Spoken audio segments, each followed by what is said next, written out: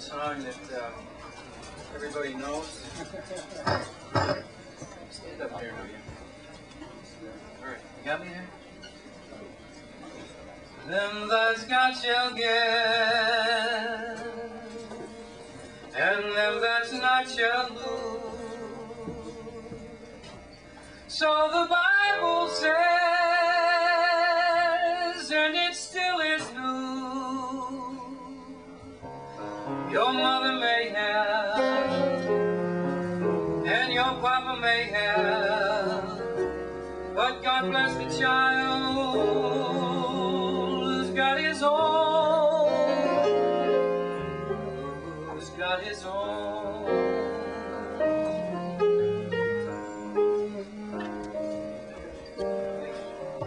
While the stronger gets more, while the weak ones fade, empty pockets, they don't ever make the grade. Your mother may have, and your papa may have, but God bless the child who's got his own, who's got his own.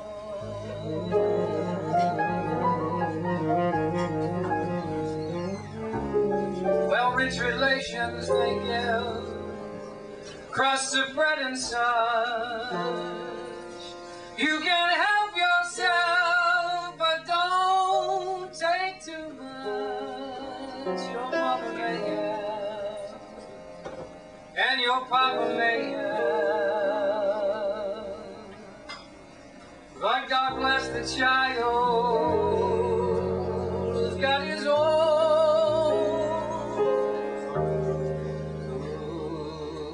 who's got his own.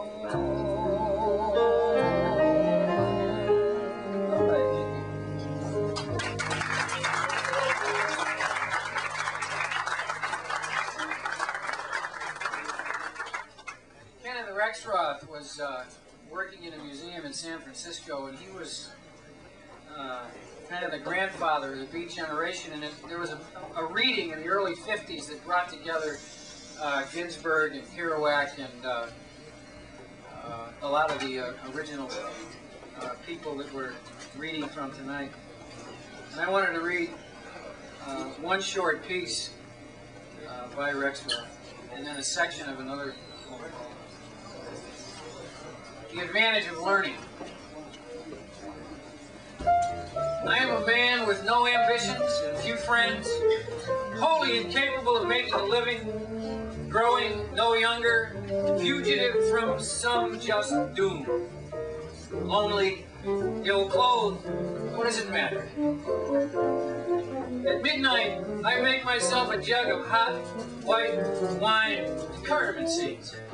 In a torn gray robe and old beret, I sit in the cold writing poems, drawing nudes on the crooked margins, copulating 16-year-old nymphomaniacs of my imagination.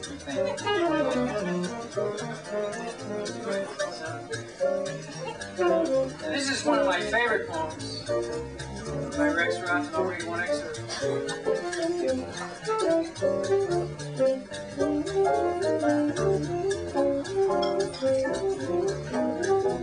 Skip that. He wandered into Times Square. This is Kerouac. He stood on the sidewalk in the thin drizzle falling from dark skies. He looked about him and the people were passing by. The same people he had seen so many times in other American cities and similar streets.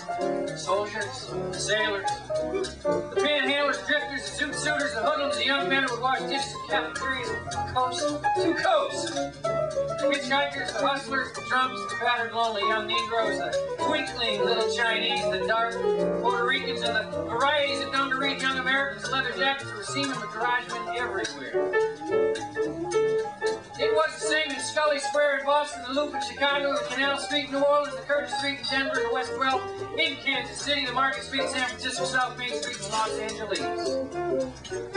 The same girls who walked in with the rhythmic pairs of shoes, the occasional occasional whore in purple pumps, red raincoat whose passage down these sidewalks was also so sensational.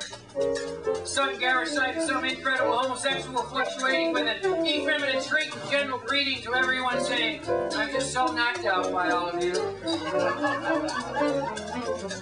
This was the way Peter had seen it. He could stand at Times Square and watch Park Avenue millionaire pass in a limousine at the same moment that some Hell's Kitchen urchin hurried out of its path. The gay group of young social rests, the revelers piling into a cab, and some young bitter-faced John Smith, tempered by public school number 16, standing at a hot dog stand watching them before going into an all-night movie to see them on the screen. A trio of influential businessmen fresh from the convention dinner strolling by absorbed in a high conversation.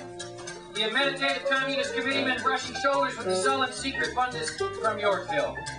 The Greenwich Village intellectual looking down at his nose at Brooklyn machinist reading the Daily News. The Broadway Weisenheimer gambling glancing at the old farmer with bundles wrapped in newspaper who gapes and bumps into everyone. The sartorial first nighter frantically trying to hail a cab while the crowd swarm out of the second drum double feature movie. The mellow gentleman in the Depina suit headed for the Ritt bar, and the mellow gentleman staggering by and sitting down in the gutter. Spit and to groan and be hauled off by the copperoos. The young bohemian writer who couldn't pay his rent, always arguing about his art, and the sleek, smooth, attired zoot suitor twirling his keychain and eyeing the girls on the corner.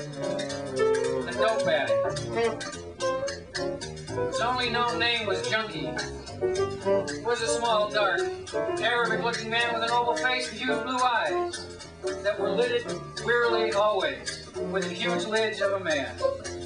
He moved about with the noiseless glide of an Arab, his expression always weary and different, yet somehow astonished too.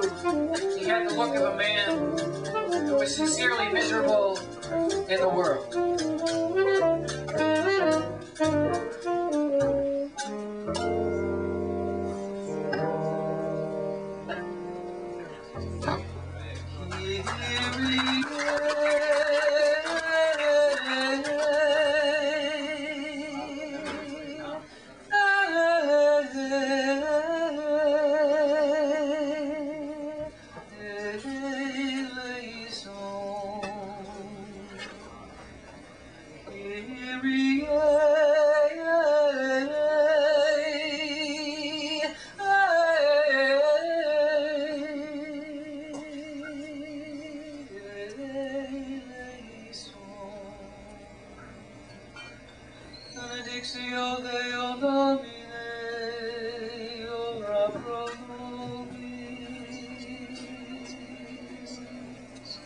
Benedictio Deo Domine.